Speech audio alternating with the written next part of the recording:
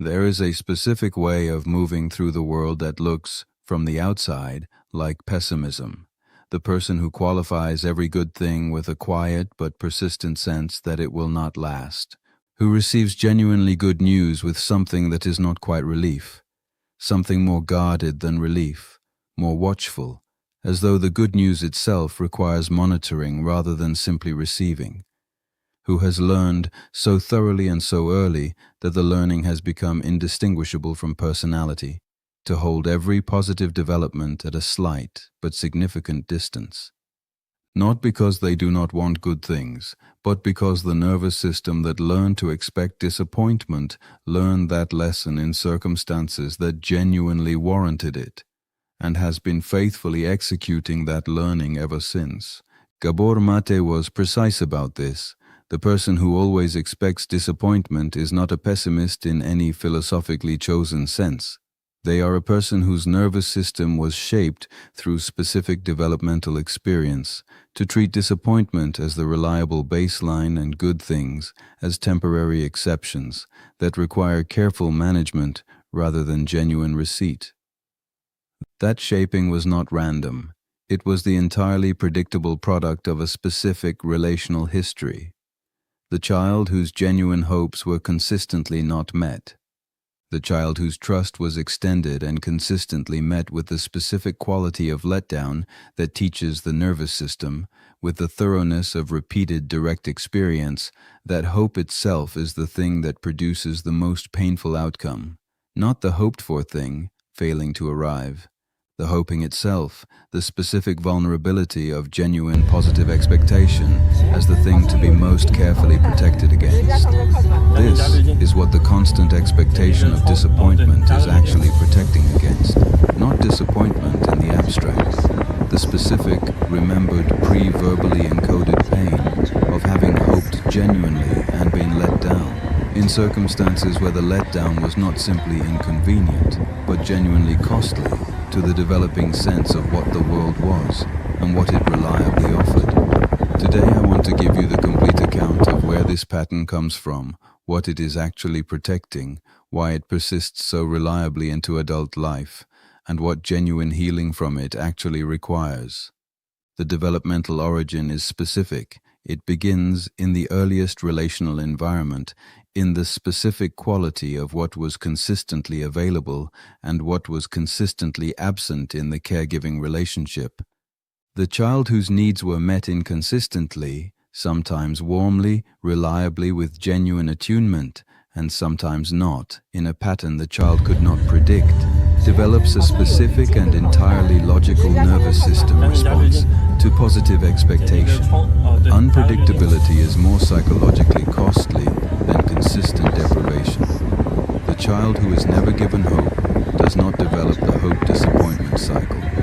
The child who is sometimes given hope and sometimes not, who cannot predict which version of the caregiving environment will be present at any given moment, develops something considerably more complex. The specific, exhausting, permanently vigilant orientation of a nervous system that has learned that positive outcomes are possible but not reliable, and that the most efficient available management of this uncertainty is to reduce the positive expectation before it can produce the full cost of disappointment when it fails to materialize. This reduction of positive expectation is intelligent. In the environment that produced it, it was the most efficient available strategy for managing genuine emotional risk. If you do not fully hope, you cannot be fully disappointed. If you hold the good thing at a slight distance, rather than receiving it completely, the loss of it when it does not last is more manageable than the loss of something that was fully received and fully depended on. The adaptation is genuine. The cost of the adaptation, the specific, pervasive, often entirely unrecognized cost of a life lived with the good things held at a distance, is equally genuine. The first cost is the specific quality of interior flatness that the constant guardedness produces. The person who expects disappointment does not experience the full range of what good things actually contain when they arrive, because the protective distance prevents the full landing. The achievement is noted but not fully savored. The connection is valued but not fully inhabited. The love is received but not quite completely believed. There is always a part of the self standing slightly outside the good thing, monitoring it for the signs of its ending, which prevents the full, unguarded experience of its presence. The second cost is the relational impact. The person who expects disappointment communicates that expectation to the people who care about them, often without any conscious intention of doing so. The partner whose genuine expressions of care and commitment are consistently met with the slight guardedness of someone who does not quite believe them eventually experiences that guardedness as a form of not being trusted. The friend whose genuine reliability is consistently treated as temporary eventually wonders whether anything they do will produce genuine belief in their reliability. The expectation of disappointment, held consistently enough, can create the relational distance that confirms the expectation, a self-fulfilling quality that Gabor Maté observed with clinical consistency in the people whose developmental history had most thoroughly shaped them to expect the worst from what they most hoped for. The third cost is the specific exhaustion of permanent vigilance. The nervous system that is continuously monitoring for signs of impending disappointment is a nervous system that is never fully at rest, that cannot fully inhabit the good moment because it is always scanning the horizon for the sign of the good moment's ending. This vigilance is not voluntary. It is the automatic operation of a threat assessment system that learned from genuine experience that good things ending without warning was the specific threat most worth monitoring for. But it is exhausting.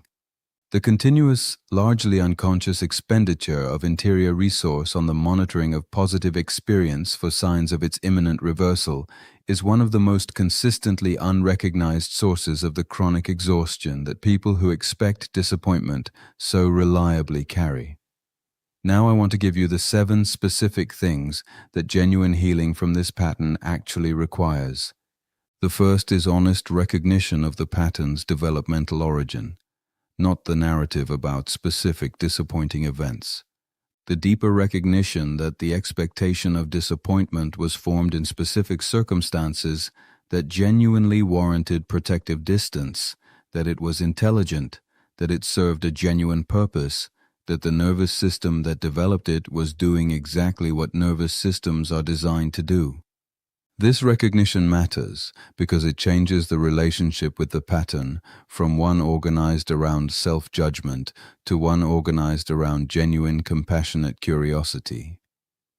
The person who understands that their expectation of disappointment was formed intelligently in genuine circumstances is better positioned to genuinely engage with it than the person who treats it as a character flaw to be overcome through sufficient effort. The second is the development of the capacity to notice the protective distance as it is happening. The guardedness that prevents full receipt of good things is largely automatic, operating below the threshold of conscious awareness in the moment of its occurring.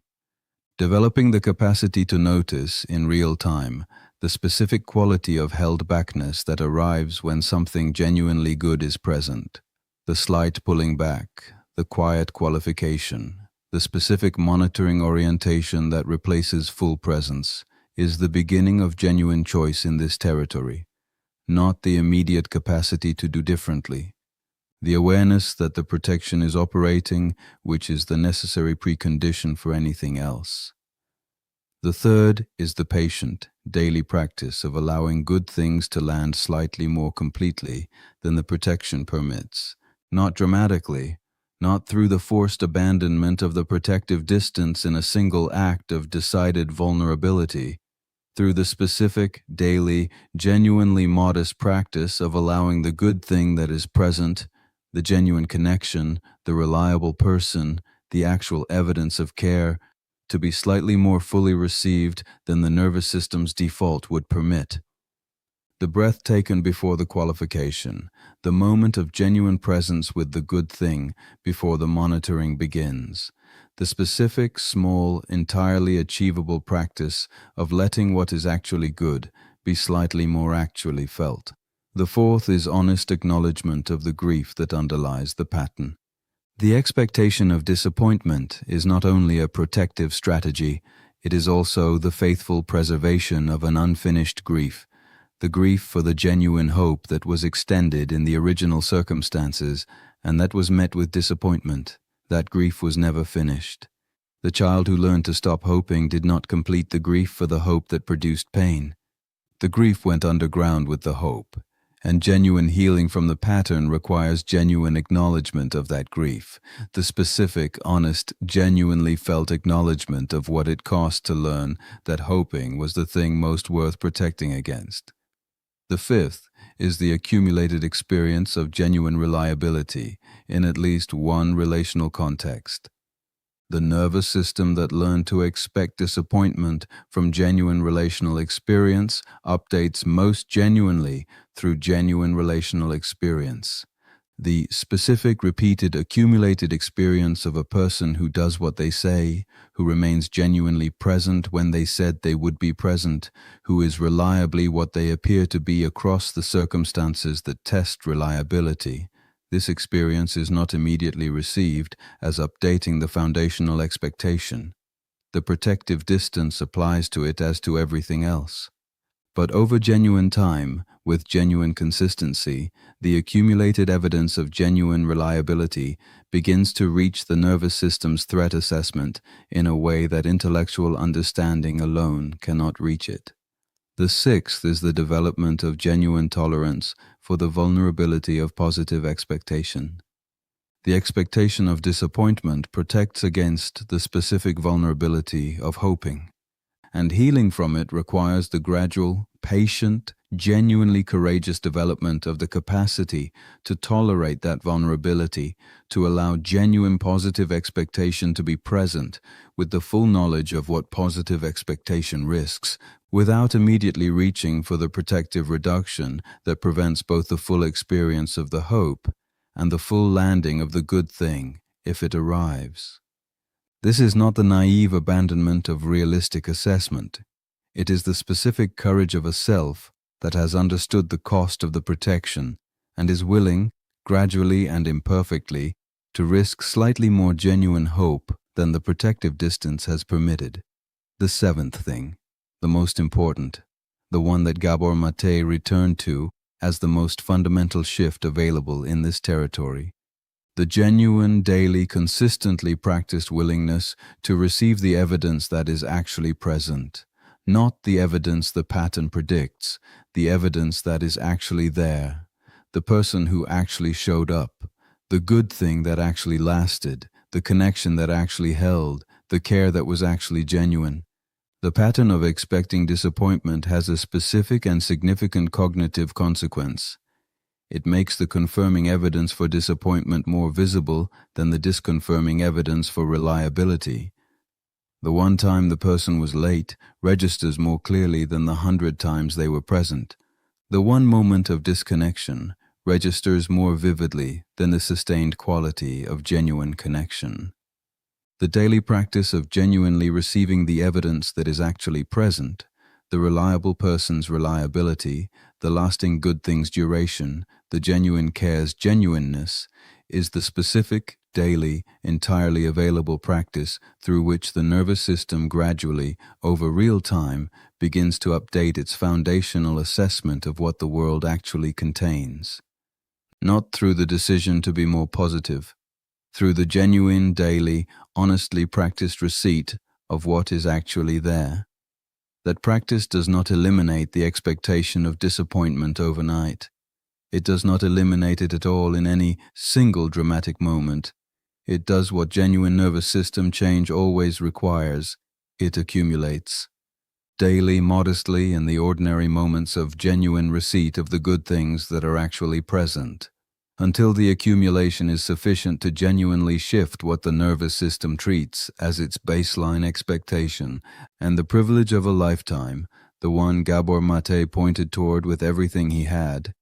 The privilege of a lifetime is to become who you truly are, including the part that finally, genuinely allows the good things to land.